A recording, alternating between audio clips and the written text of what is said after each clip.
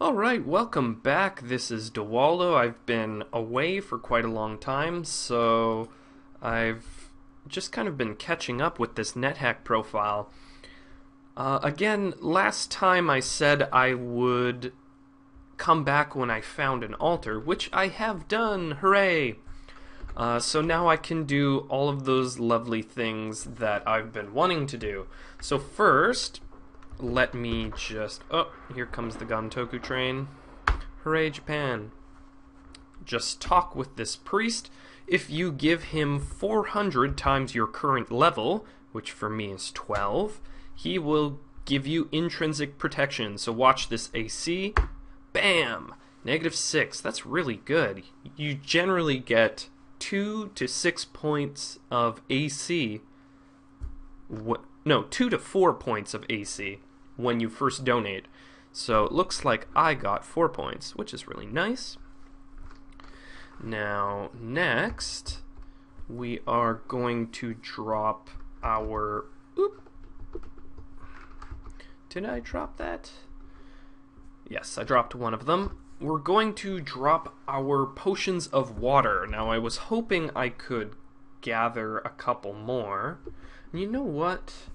I might as well. I'm going to go to this here fountain. I don't really need it for anything.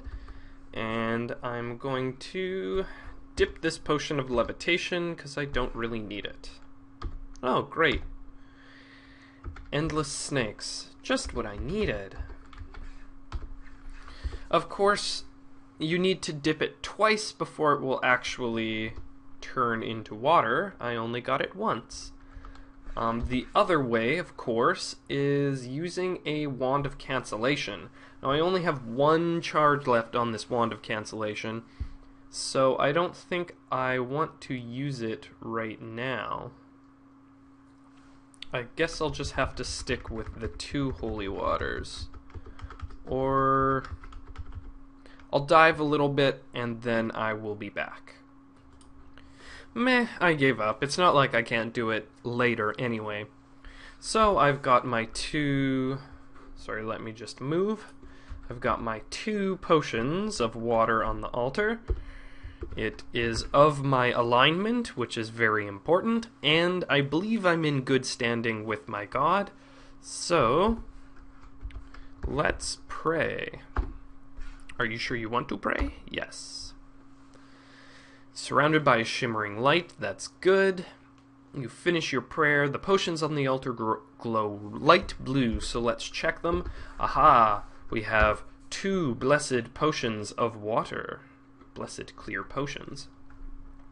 So let's dip our uncursed magic lamp into one of them. So it glows with a light blue aura. That means it is blessed now. And this is, of course, holy water.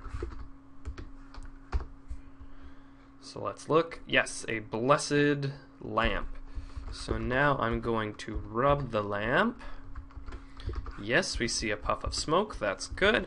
Just keep rubbing until... Aha! A genie emerges. And of course, the chances of getting a genie that will grant you a wish are much, much higher if your magic lamp is blessed.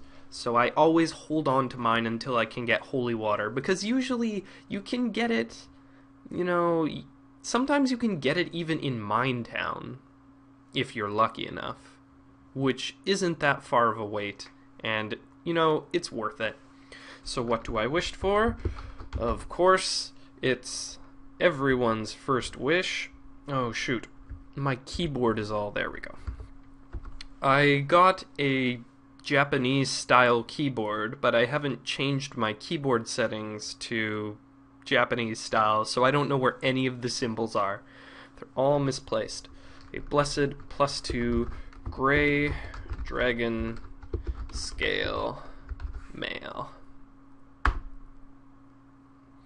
Perfect. Now, this is usually your first wish, and a awesome first wish regardless of your class. Dragon Scale Mail is the best AC armor in the game, unless you count Crystal Plate Mail, which is just way too encumbering. So let's take off this crappy Elven Scale Mail. Sorry, Elven Mithril. Don't need you anymore.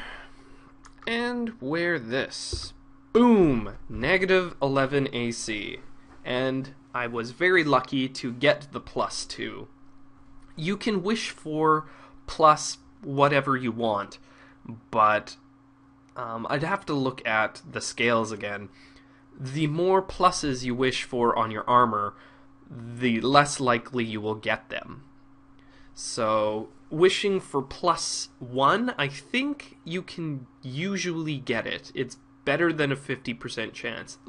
Wishing for +2, I think it's around 1/3, maybe 1/2 that you will get it. Of course, you will always get your Grey Dragon Scale Mail, but if you don't get it at +2, then it will simply be +0, which is not as good. So, there we go. We have a Blessed Rustproof Excalibur, which could take us to the end of the game. We are expert in longsword. We are also expert in dagger, and we have tons of daggers to throw, which is a good. I've got tons of scrolls that I haven't identified yet. And let me put some of these away. I generally, if you wouldn't need the scroll in an emergency situation, put it in your bag. Because scrolls can get burned, and they will that will be bad. So I usually keep a scroll of teleportation on hand, just in case I need it. And same goes with wands. Wands can explode if you are hit by lightning or an electrical attack. So any wands that you don't or wouldn't need immediately, put in your bag. Oh, which leaves me one more thing. So I have one last potion of holy water, and I am going to use it to bless my bag of holding. Hooray! So now usually a bag of holding will half the weight of what's inside of it. But when it's blessed, it has 1/4 of the weight. So now I'm much less likely to be burdened.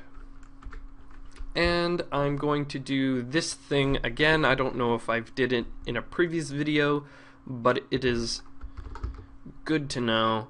So I'm going to dip my key, K, into this unknown potion. The reason why I'm doing that is because now I'm going to dip my unicorn horn into that potion. I dip my key first in case if it's a potion of polymorph, because I don't want my unicorn horn being polymorphed, but I don't mind if my key is polymorphed. Then, after I have dipped the unicorn horn, it usually turns all of the bad potions into fruit juice or water. So, oh wow, that was a potion of complete healing. I feel I should talk about kind of, what went on, well, off camera. Because not a lot went on, but some things went on. I decided I wanted to steal from a store. So I found a nice little scroll store. I had enough gold to buy everything, but I didn't want to waste my gold. So I picked up all of the scrolls, read my scroll of teleportation, and got the hell out of Dodge. which was awesome, and got a bunch of free scrolls doing it. But when you do silly stuff like that, if you're lawful, your god doesn't really like it. Oh, I'm still blind. I'm going to apply my unicorn horn. There we go. And secondly, when you steal from a store that way, the shopkeeper calls the cops. That is right. He calls the Keystone Cops, who bust you up. Although they are probably one of the weakest monsters in the game, and they're just there for comedy purposes. They like to throw cream pies at you and hit you with rubber hoses. So, and lastly, the shopkeeper himself comes after you, and he has a very powerful wand. So he can hurt you really bad.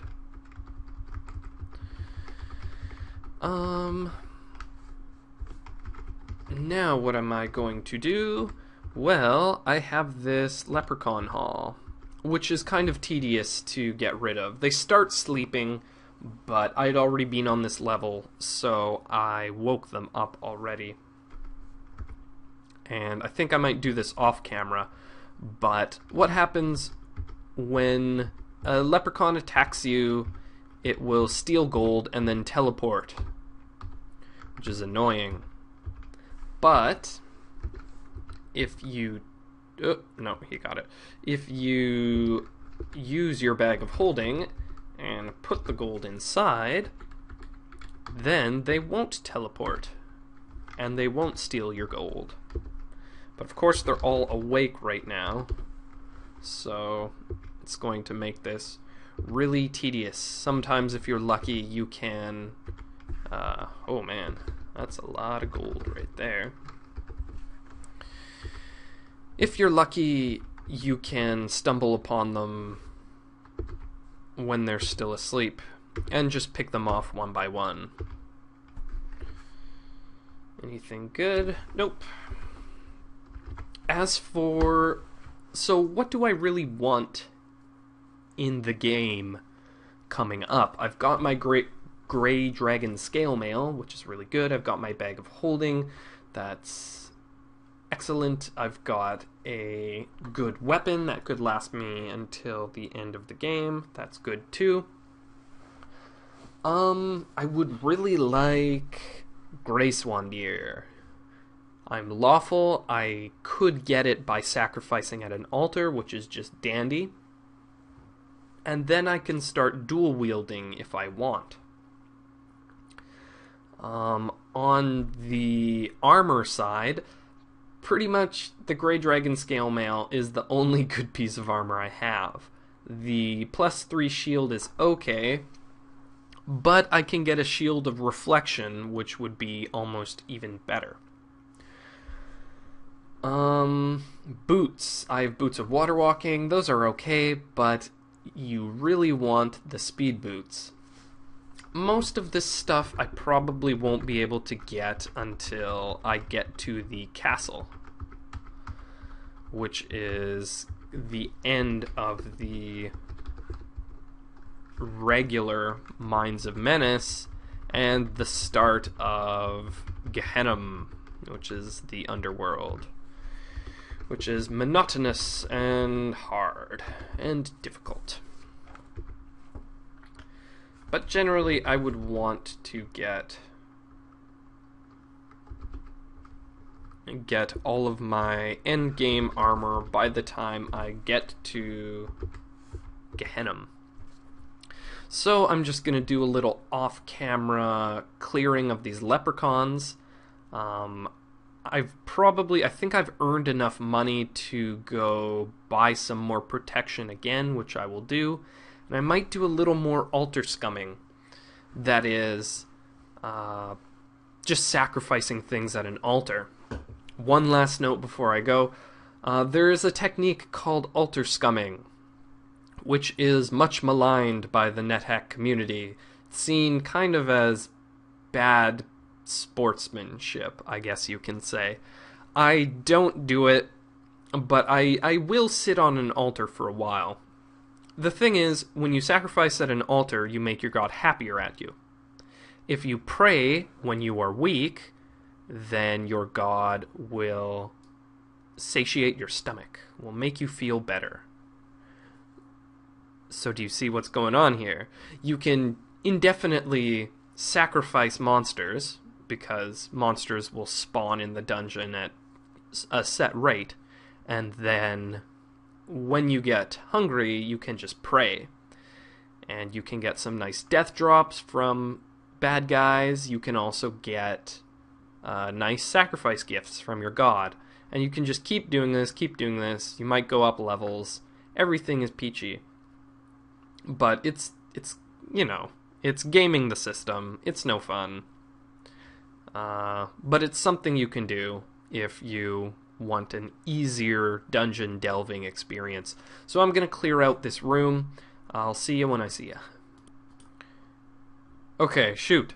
Well, I've been doing some hacking, and I went down some levels, and I ran into this nice creature.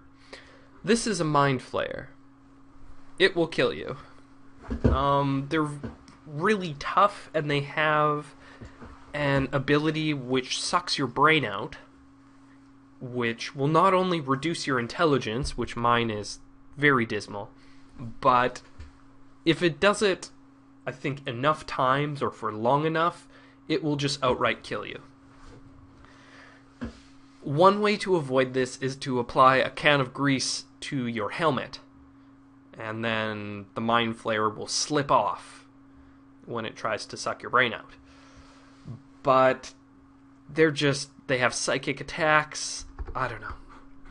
They're very often the first thing that you will genocide. I don't want to deal with it. So, I'm going to start by...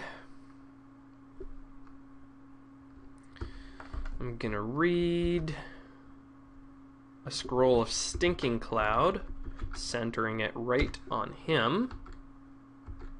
Oh. Well, okay.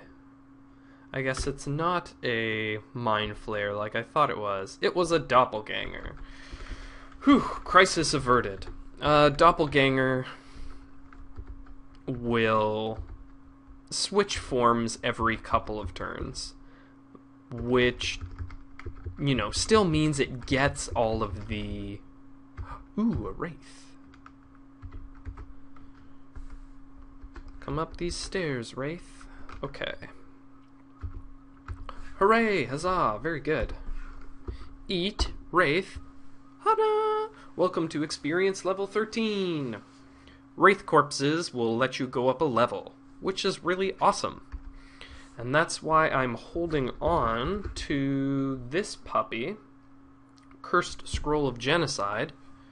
Regular Scrolls of Genocide will wipe a monster species out so that you will never encounter it in the game.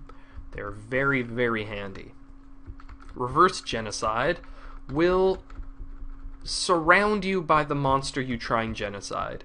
So reading a Scroll of Genocide where you don't know the blessed, cursed, uncursed status, very risky. Don't do it. Don't do it. But, fortunately, that wraith was... Or, I'm not sure what I was getting at. Again, I'm not really sure where I was going with this. I'm going to end the video pretty soon. Yes, kill all of the things. I have to go to work pretty soon, and the video's getting around 20 minutes, which is kind of where I'm aiming for these videos to be. I don't know when exactly I'm planning on picking this up, the next video. The thing about, roguelikes, Nethack in particular, is they get a little bit grindy later on. And it'll be a lot of kind of doing what I'm doing right now, just going through the rooms, seeing if you can find anything good.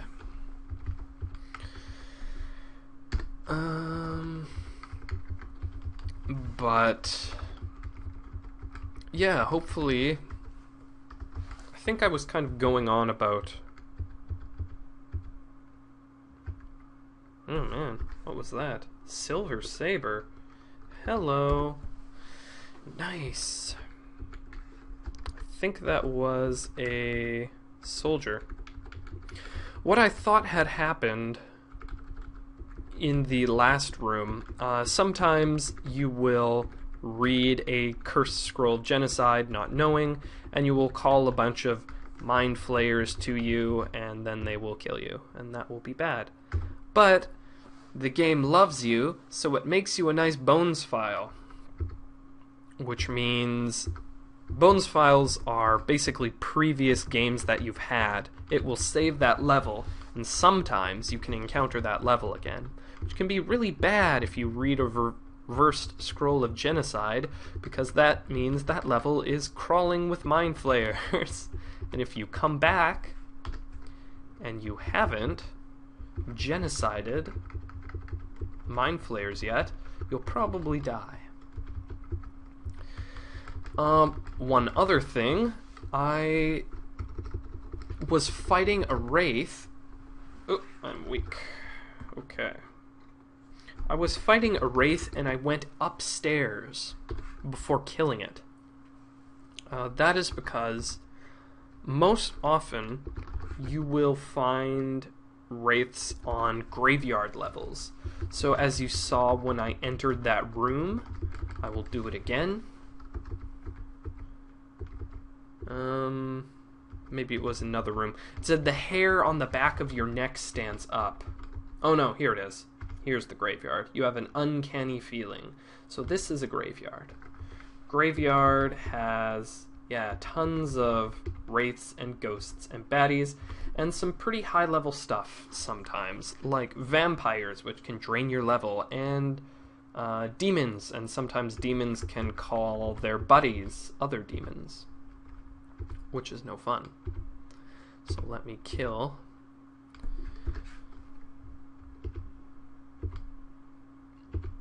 Hopefully I don't wake up. Okay, good. Good. Wraith. Graveyard levels have a lower chance for wraiths to drop a corpse when you kill them. So, you gotta do a little wraith baiting. Wraiths can also drain your level, so be careful. But of course I have Excalibur, and I think that gives me level drain resistance. And what luck, I found the teleport trap to the vault. So I'm just going to bait this wraith so you can see. It's an arduous process. It takes a long time. Get it to the square beside me, go down, kill it, and hope it drops a corpse, which it didn't. But you do that so that you have a better chance that wraiths will drop a corpse, and that you can go up free levels, which, once you get to the late game, becomes pretty much the only way of going up levels. Early on it's very easy, and you could probably get to about experience level 15 or so just by killing monsters. But after that, you basically, it takes so much experience, and it would be so long, that the only way to do it is to bait some wraiths,